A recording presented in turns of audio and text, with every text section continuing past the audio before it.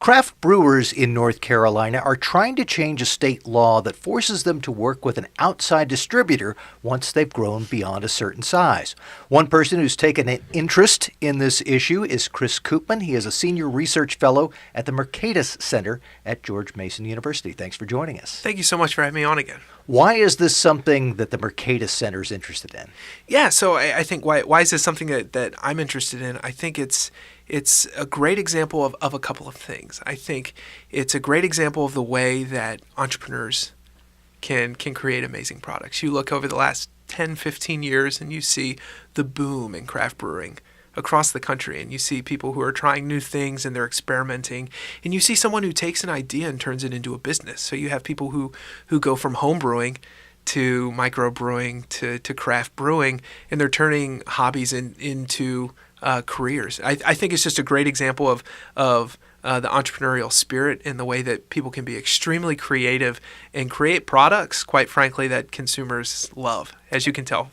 And also then an example of where government steps in and creates an obstacle for these entrepreneurs. Right. That's the other side of the story here is the obstacles that a craft brewer faces. So just to put this into context, the craft beer brewing in general, but craft beer is regulated at the federal, the state, and the local level. So before you can become a craft brewer, you have to go get what's known as a brewer's notice from the Alcohol, Tobacco Tax and Trade Board, the TTB. It's within the Department of Treasury. You have to go through a number of steps. And then once you get that from the federal level, you can go to your state. So here in North Carolina, you go to the TTB. Then you come to the state, they give you permission, you go through another round of hurdles and pay fees and wait times, and then you go through your local level. All of this in addition to the regular natural startup costs that any business faces, becoming really good at producing your product, buying all of the machinery and technology necessary to do this. All of those are faced by craft brewers, but they're also facing some tremendous regulatory barriers to entry, so much so that the wait times, fees, and costs added up here for a craft brewer, let's say in North Carolina, is about as equivalent to starting a legitimate business in China or Venezuela. So, just extraordinary barriers to entry that these entrepreneurs are facing on a daily basis. There are a lot of things that the craft brewers could be challenging, but the one that really is drawing headlines is this distribution requirement, that once they grow past a certain point, if they want to continue growing, they would have to work with an outside distributor. Mm-hmm. What's your take on that requirement? Yeah, so I think to see the self-distribution exemption that these small brewers are able to distribute their beer themselves, you have to first understand the three-tier system. So the way that it works in most states is, as a brewer, you cannot sell directly to consumers, typically. The brewer has to sell to a distributor, the distributor sells to the retailer, and then the retailer sells it to you as a consumer. Now, a number of states have created exemptions over the years. So these are laws that were created in 1930s, post-prohibition, when the power to regulate alcohol was given back to the states. States created these in the name of consumer protection, right? To raise the cost and increase the distance between brewers, people making alcohol, and people consuming alcohol for their own good. But the market has dramatically changed. And so in recent years, states have come up with these self-distribution exemptions that say if you're a small brewer, if you're making 20,000 barrels a year, 25,000 barrels a year, you don't have to go through a distributor. You can sell directly to the retailer, or you can sell directly to the consumer. Now, as brewers have gotten bigger, that is, both the number of brewers and the size of these breweries have gotten bigger, there have been more calls for increasing the cap. I think at the end of the day, whoever owns your distribution owns your business. As a brewer, if you're not in control of getting your product to consumers, you're not in control really of your business. So I would say any mandated restrictions like this are getting in the way of allowing these entrepreneurs. Again, these are people taking hobbies sometimes and turning them into amazing products that consumers like. They should ultimately be in control of when, where, and how they're sold to consumers. They should be able to have direct access to their consumers. I think that makes for a better product. And ultimately creating the three-tier system, while maybe well-intentioned 80 years ago, probably doesn't make sense anymore today. That is the voice of Chris Koopman. He is with the George Mason University's Mercatus Center.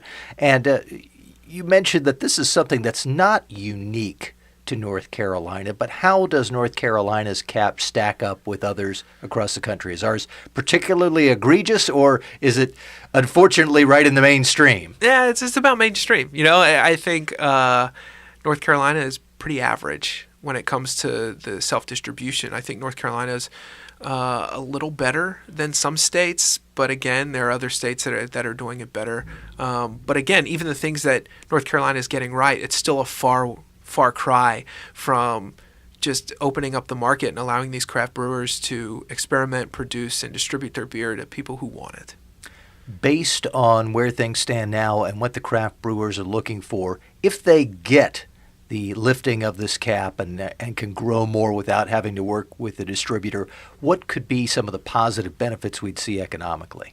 Yeah, so you could see a number of things, right? The lower cost to getting into the market might mean that more people might decide to create craft breweries. You might see more selection, even in this world we live in today, where it seems like you could have a new beer every day and still never drink all of the new craft beer that's popping up. Just even in a state like North Carolina, I was in Iowa a few weeks ago, just to give you an example, and there was a bar that only sold Iowa beer, and they had something like 60 beers on tap. I mean, just a crazy amount of selection. I think what you'll get is more selection and more competition, which means a higher quality product and ultimately lower costs for consumers. So people who enjoy craft beer, they'll be able to get more of it if they want that. They'll be able to have more selection if they want that, and they'll be able to have it at lower cost than they're probably paying today, because you're cutting out 2 and 3 levels of the distribution chain that quite frankly aren't serving much of a purpose other than to stand in the way between consumers and brewers. You mentioned Iowa. Would you list that state or any others as an example to which North Carolina should really turn for ideas about how to do this right? Yeah, so I hate to say it, but there's really not a good example, right? Like no one state has the ideal system. They all have some problems. They all have quirks. But I would say for North Carolina and people interested in improving conditions for craft brewers, the focus should be on holistic reforms, not just creating an exemption like a 200,000 barrel exemption for self-distribution. It should be getting to the root of the problem and saying, if it's okay for small brewers to self-distribute, why shouldn't it be okay for larger brewers to self-distribute? And creating an even playing field where all brewers can compete on the same level field and not have to worry about what particular law may or may not be there, because when you focus on the self-distribution caps, and you've seen this in a number of states, for example, is all of a sudden they decide to lower the self-distribution caps. So then all of a sudden a brewer that was brewing thinking they'll never have to worry about a distributor or a distribution contract or anything like that, all of a sudden the legislature says, you know what, we changed our minds. And now you're going to be a part of the system. So I think removing that uncertainty and allowing craft brewers to invest in their business, expand opportunity for people to work in the industry and choice for consumers.